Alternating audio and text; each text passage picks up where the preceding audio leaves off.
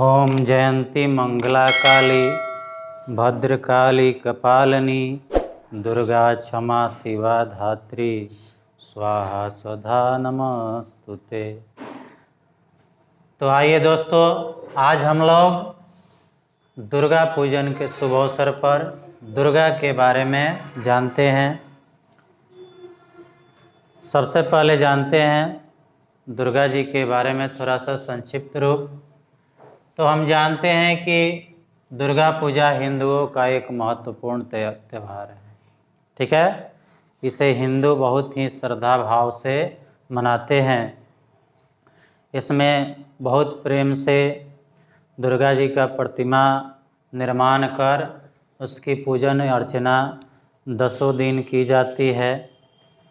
कहीं कहीं जो है इसका विशाल आयोजन किया जाता है, झांकियाँ निकाली जाती है। ठीक है, मेले लगते हैं, तरह तरह के क्रियाकलाप हुआ करता है, सांस्कृतिक कार्यक्रम होता है। तो ये क्यों मनाया जाता है? तो ये इसलिए मनाया जाता है कि यह हमें एक शक्ति प्रदान करता है और यह अच्छाई का बुराई के ऊपर जीत को दर्शाया जाता है इसके द्वारा। तो थोड़ा सा हम इनका परिचय लेते हैं। तो ये देवी दुर्गा के सम्मान में मनाया जाता है। दुर्गा को हिमाचल और मेनका की पुत्री माना जाता है और इनका विवाह किससे हुआ है? तो ये शंकर भगवान से हुआ है। ठीक है, लेकिन इससे पहले शंकर जो है वो उनकी पत्नी सती थी, जो कि शंकर जी के अपमान होने के कारण, यानी इनके जो पिता हिमांचल थे उनको एक यज्ञ में नहीं बुलाए थे, आमंत्रित किए थे, तो जाकर वो हवन कुंड में अपने आप को आत्मदाह कर ली और उसी का ये दूसरा रूप देवी दुर्गा का माना जाता है। दूसरे रूप में ये अवतरित हुई धरती पे।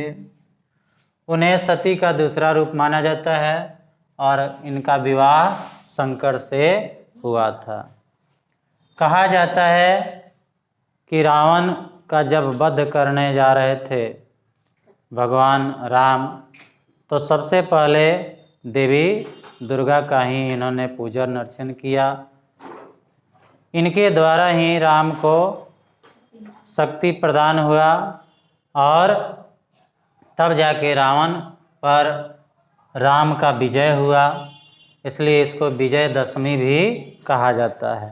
ठीक है, विजयदशमी भी कहा जाता है। उसके बाद देवी दुर्गा की प्रतिमा 10 हाथ के द्वारा दिखाया जाता है और इन 10 हाथों में कोई न कोई अस्त्र जरूर होता है, जो कि ये दिखाता है कि हमें समय आने पर अस्त्र उठानी पड़ती है, क्योंकि अत्याचार जब भी बढ़ता है, कुरीतियाँ जब भी हमारे समाज में आती है, तो हमें चुप नहीं बैठना चाहिए। हमें अपने बल को, पौरुष को जरूर दिखाना चाहिए। आगे कहता है उनकी सवारी सिंह पर होती है। प्रतिमा में एक पैर सिंह पर तथा दूसरा पैर महिषासुर की छाती पर होती है। आप जानते हैं कि देवी दुर्गा ने ही बहुत ही अत्याचारी राक्षस महिषासुर का वध किया था और ये भी एक बहुत बड़ी कहानी है। दुर्गा पूजा बड़ी निष्ठा और श्रद्धा से की जाती है।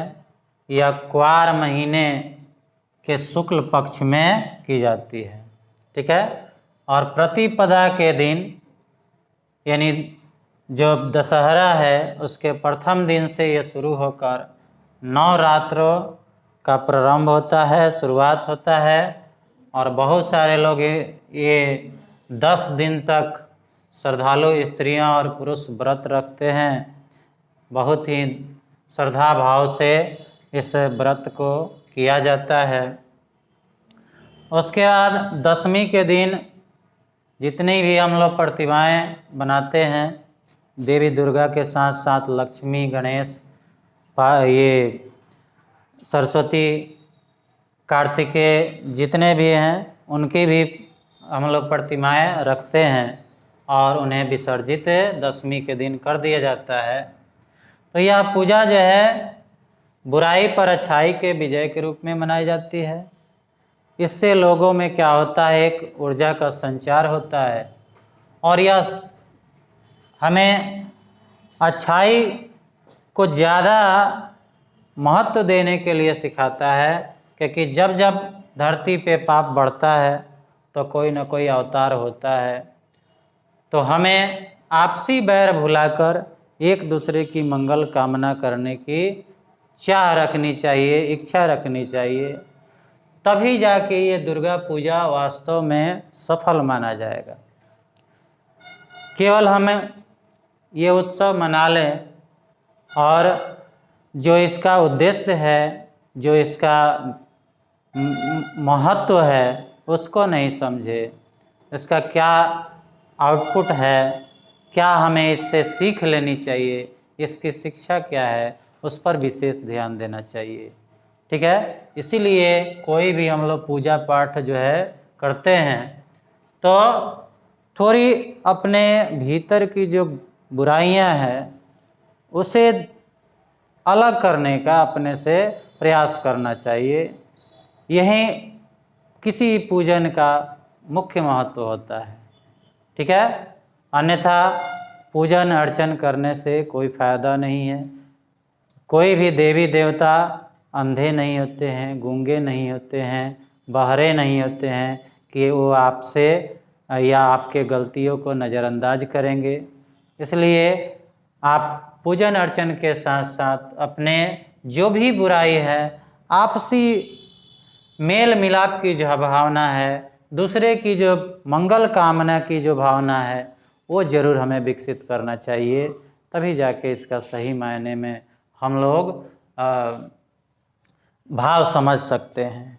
ठीक है, तो यही मेरी शुभकामना रहेगी कि आप इस बार पूजन अर्चन के साथ साथ जो भी आपके आसपास साफ सफाई या आपके समाज की बुराइयों को दूर करने का हथकंडा है या अस्त्र है, उसको ज़रूर अपनाएं।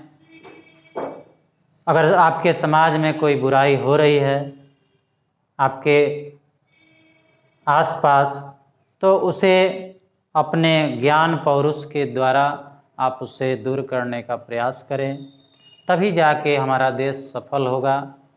केवल पूजा पाठ और आपसी भेदभाव पनपाने से पूजा का सही मायने में अर्थ नहीं निकलता है, बल्कि पूजन अर्चन का यही अर्थ होता है कि आप जहाँ भी बुराई है, कहीं भी उसे अगर साफ करना हो, नष्ट करना हो, तो हथियार जरूर उठाएं। और वह हथियार ज्ञान के रूप में भी हो सकता है और अस्त्र शस्त्र के रूप में भी हो सकता है। इसलिए आप चुप न बैठें। खासकर युवाओं से मेरी ये प्रार्थना है, रिक्वेस्ट है कि आप जागरूक बने। आप कभी अपने समाज को अपवित्र, कलुषित या गंदा करने वाले को हमेशा जो है उन पर ज़्यादा ध्यान दें और हो सके तो उससे समाप्त करने का भी प्रयास करें, तभी जाके हम आगे बढ़ सकते हैं, देश का विकास हो सकता है। अन्यथा हम इसी बुराइयों में लपेटे उसके जंजाल में, उसके जंजीर में जकड़ जाएंगे और हमारा देश जो है पीछे का पीछे ही रह जाएगा। तो यही आपसे हमारा अंत में रिक्वेस्ट रहेगा। ठीक है, तो जय माता दी। आपका दिन माता रानी जो है मंगलमय करें और उनका सदा आपके ऊपर जो शुभ कामना है या उनका दया है हमेशा आपके ऊपर रहे। इसी के साथ मैं आपसे विदा लेता हूँ। धन्यवाद।